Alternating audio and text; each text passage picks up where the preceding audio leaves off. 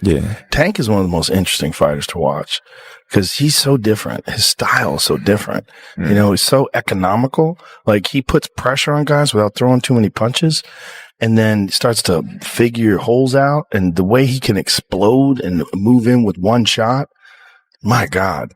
Yeah, he very explosive. He's very explosive, and you know, man, he be cracking them dudes. Hey, he be putting them to sleep. Just cracking people. Don't dub it on, yo. I'm not paying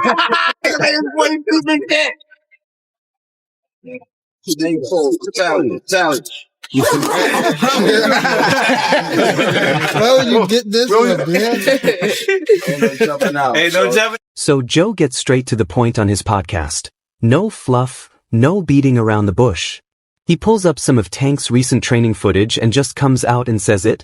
This guy looks like he was built in a powerlifting factory. Honestly, hard to argue with that. I mean, look at him.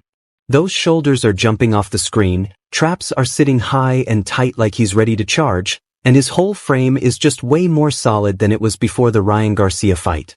Rogan starts breaking it down the way only he can, talking about how that extra muscle could actually take Tank's power to another level. He gets into how his explosiveness might not just stay the same, it could increase. The punch speed, the torque through the hips, all of it could ramp up instead of slowing down. I'm a giant Gervonta fan. I think that guy's so unusual. Yeah. His style's so unusual, and it's like patience. Yes. Yeah. But he finds these openings and he sees them, but he doesn't go after them right away. He waits for the right time. He's so patient. Right. Like, when you watch the early rounds of his fights, he's like at a world champions that are competing today at the highest level. He probably has the lowest punch count in the early rounds. Yeah. Cause he just wait, but he also knows he's got that nuclear option that if he can crack you, most likely he's going to take you out. He's got massive confidence. But the most interesting part came when Joe started drawing comparisons. He said Tank reminds him of a compact version of Mike Tyson, only now backed by modern training methods and sports science. In Joe's words, this kind of build isn't designed for simply outboxing someone. It's meant to explode with power. He even joked about Jake Paul, saying something along the lines of, if Jake thinks this version of Tank is walking in there to win on the scorecards, he's crazy. Then he added that this guy isn't planning to stretch it to the judges, he's looking to shut the show down early. You could hear the respect in Rogan's voice. He's always appreciated the work fighters put in, especially when they push themselves to evolve. And the version of Gervonta Davis we're seeing now looks like the result of that evolution. Not literally steroids, but the kind of transformation that happens when a fighter rebuilds himself to make a statement. Joe wrapped it up perfectly. This isn't just Tank Davis 2.0. This feels more like Tank Davis with the leash completely off. It's interesting, right? Like, you don't know whether someone's ever going to be able to figure that out or whether or not he's just going to keep cracking people. Yeah. You know, so it's part of the fun of watching it. I've talked to a lot of like real boxing purists. It's like, you can't rely on that style. Right. He's got to be busier. When he gets to the best guys, it's not going to work out. Like, well, we'll see. Yeah. We'll see, because there's so many good guys. All right. So once we watch Joe Rogan go full fight geek over Tank's added muscle and basically compare him to a modern, compact version of Mike Tyson, the conversation shifts to Wade Plemons' breakdown, and that's where things start getting even more interesting. You can immediately tell this isn't just fighters showing off for clips or social media. They're clearly putting together a game plan. And then there's Calvin Ford in the corner, looking like a strategist with a clipboard, studying everything. He's analyzing Jake Paul's habits, the little reactions he has, every tiny moment where he might hesitate or show vulnerability. This isn't light sparring just for the cameras. What you're seeing is Tank fine-tuning his tools, working angles, tightening his timing, and mentally putting himself in a zone where the objective is simple: total control. Everything about the preparation feels calculated, like they're setting the stage for dominance. You know, he got the skills, the power, he got the ring IQ to do good, but we haven't seen that yet. Yeah, he's also wild. He's a wild fella, so he's fun to watch. You know, he's just a crazy dude. You know? Yeah, coming from Baltimore, man, I think that's just his upbringing as well. You know, product of his own environment. Yes, for sure. He's just so unique in his approach. Like, you know, he doesn't fight like anybody else. And when I say Tank is going to the body again and again, I'm not just talking about draining someone's stamina. This is about systematically wearing Jake down, piece by piece, until every step he takes starts to feel heavy, like he's trying to move through wet cement. That kind of pressure changes a fight fast. But here's the brutal part. When you watch the footage closely, it becomes clear that Tank isn't only coming in bigger, stronger, and quicker. He's coming in sharper mentally too. Calvin Ford's guidance isn't about letting Tank swing wildly and hope something lands. The whole approach feels calculated, almost like a chess match. The real question they're solving is simple. How do you make a guy with a massive reach advantage pay for every inch he thinks belongs to him? Every move, every step, every jab, there's a response waiting for it. The least serious you take Jake, and I've said this about everybody that's fought him, the ones that don't take him serious, the ones that say he's a YouTuber and everything else, they end up losing, or they end up looking like, oh, wait a second, this guy was a little better than I thought. They end up either getting taken by surprise or actually sometimes losing because they don't realize that Jake actually takes it serious. So this is good to hear. Just already right off the rip, they were already doing something. Surprise. So tell me, when did you hear about this? They've been going back and forth for years. Tank and Jake, they've been going at it for years, and it would have happened sooner, you know what I'm saying? But we have hiccups in life. I can already picture how it might play out. Tank ripping quick combinations into the body, those punches stacking up round after round. Eventually Jake's guard starts drifting lower, trying to protect the ribs, and that's when fatigue creeps in. Late rounds arrive, the openings start to appear, and suddenly the momentum of the fight can shift. And you know as well as I do, if Tank connects clean in those moments, it's not just about slowing Jake down, it could completely change the entire story of the fight. What's ironic is that a lot of people are calling this a circus or some kind of exhibition. But judging from these training clips, Tank isn't approaching it that way at all.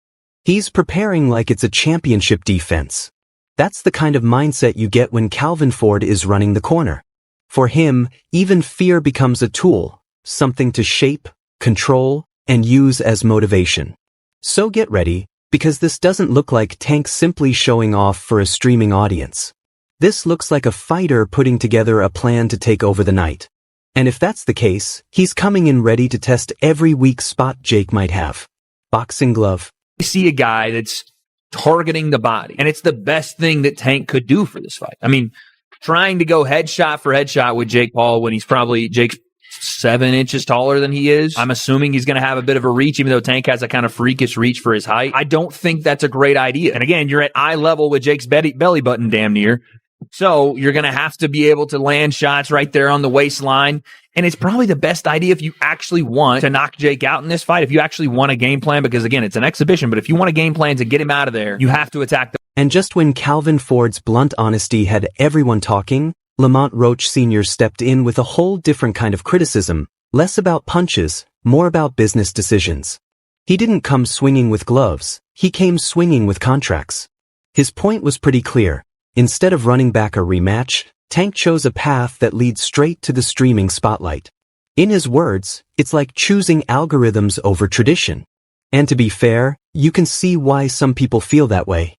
This matchup with Jake Paul almost feels like boxing has taken a sharp detour into the world of viral thumbnails and social media buzz.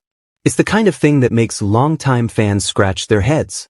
Imagine trying to explain it to an old-school boxing purist. Yeah, so Gervonta "Tank" Davis is stepping into the ring with the same guy who built his fame pulling pranks. When you say it out loud, it really does sound like two completely different worlds colliding. Be ridiculously hard for Tank to actually knock Jake out. That's like 70-pound difference, 60-pound difference. That means something. And Jake's not some guy that's never thrown punches. He's a relative novice when it comes to, skill level that Tank has, but still, he knows how to protect himself. And again, his body structure allows for some mistakes to happen that he wouldn't have to pay for like he would if he was 135 pounds. Point being, I would be impressed, if Tank knocked him out cold or dropped him with some, hurt him. But here's where things get a little funny. Roach didn't dance around it at all. He basically said you can't just walk away from business agreements and chase a bigger paycheck somewhere else. And I'm sitting there thinking, man, someone should probably tell that to half of Hollywood and every influencer who suddenly decides to become a boxer. Still, he does have a point. If Tank really passed up a rematch opportunity just to fight Jake Paul, it's kind of like skipping the NBA Finals to play in a celebrity 3-on-3 tournament. Sure, the money might be great, but people are definitely going to question what that says about your legacy. Now don't get me wrong, Jake Paul has shown he can throw a decent punch. But Tank? Tank is a completely different kind of problem. The guy is compact, explosive, and hits like a controlled detonation. This isn't a content creator meet-up inside the ring. For a fighter like Tank, it's serious business. And if Jake walks in thinking this is just another influencer-style exhibition, he might find out very quickly that Tank isn't interested in collaboration. He's interested in consequences. It's not good. It's not good for the sport. You know, a lot of people say, oh, money this and money that, but you got to do business the right way. You know what I'm saying? You got guys on that other side, especially fighters, that take time out of their life, train, you know what I'm saying, get their coaches and sparring partners. They go different places, travel. They invest a lot of times in their career, and it's a lot. So, you know, when they get back, they get news like that, you know what I'm saying, it does not receive well. So, but we solid. We're going to stand 10 toes down, man, and we're going to see what's next for us. And right after Lamont Roach Sr. laid into Tank for skipping basic business etiquette, his son Lamont Roach Jr. stepped in and didn't hold back, like a guy who's completely done playing nice. He said out loud what everyone's been thinking quietly. Tank didn't just skip a rematch. He sidestepped into the whole Jake Paul circus like it was some kind of festival. And the way Roach Jr. put it? Hilarious. Imagine dedicating your entire career to chasing a world title, only to see the guy who beat you jump straight into an influencer showdown where the biggest talking point is glove size. You can really feel his frustration.